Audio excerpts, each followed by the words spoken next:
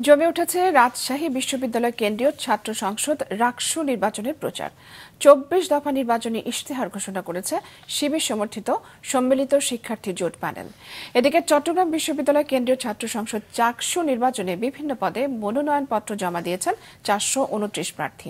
Desk রিপোর্টে বিস্তারিত।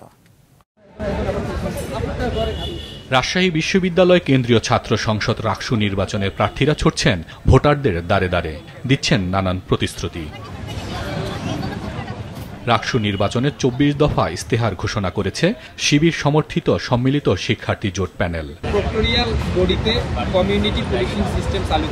১২ মাস ২৪ সংস্কার শীর্ষক এই ইশতেহারে বিভিন্ন প্রস্তাব দেওয়া হয়েছে।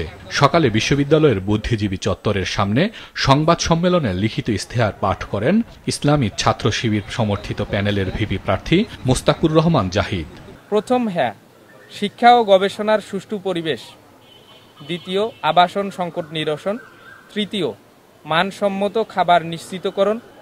চতুর্থ, নিরাপদ ক্যাম্পাস। পঞ্চম, তথ্যসেবা ও ডিজিটালাইজেশন। ষষ্ঠ, সকল স্টেকদের মাঝে সুসম্পর্ক বৃদ্ধি। সপ্তম, সুচিকিৎসা নিশ্চিতকরণ। এদিকে চট্টগ্রাম বিশ্ববিদ্যালয়ের কেন্দ্রীয় ছাত্র সংসদ চাকসু নির্বাচনে বিভিন্ন পদে মনোনয়নপত্র জমা দিয়েছেন ৪২৯ প্রার্থী। নির্বাচন কমিশনার অধ্যাপক ডক্টর এ.কে.এম. আরিফুল হক সিদ্দিকী এ তথ্য জানান। ৩ শীর্ষ পদ ভিপি, জিএস ও এজিএস পদে প্রতিদ্বন্দ্বিতা করবেন ৬৯ জন। মনোনয়নপত্র জমা দিয়ে প্রার্থীরা বিভিন্ন প্রতিশ্রুতি দেন। হলের মধ্যে গবেষণা বান্ধব পরিবেশ আমি তৈরি করার চেষ্টা করব।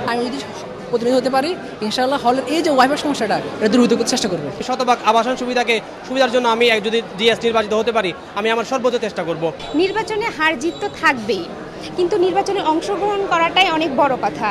আর নির্বাচনে আমি আমার যতটুকু সম্ভব সর্বোচ্চ দিয়ে চেষ্টা করব স্টুডেন্টদেরকে আশ্বাস দিতে, তাদের যদি আমি নির্বাচিত হই তাহলে তাদের জন্য কিছু করতে।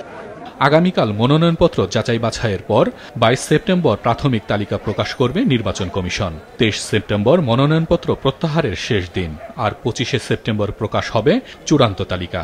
ভোট হবে ২২ অক্টোবর। হাসান মেহেদী, মাছরাঙা নিউজ ডেস্ক।